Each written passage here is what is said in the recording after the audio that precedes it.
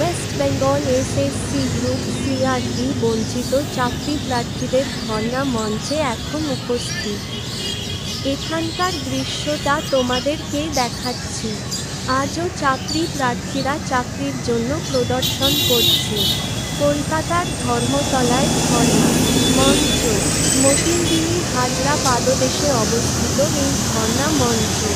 এখানে শুধু West Bengal group CRD নয়, প্রাইমারি, আপার প্রাইমারি আরও সকল ধর্ণা মঞ্চের ধর্ণা মঞ্চ প্রদর্শন চলছে।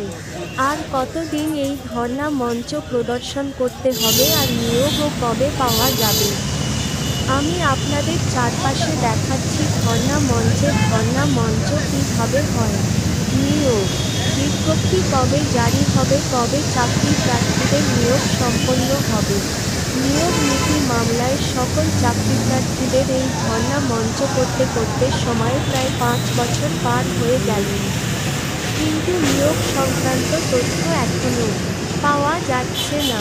চারপাশে ঘুরে দেখাচ্ছি।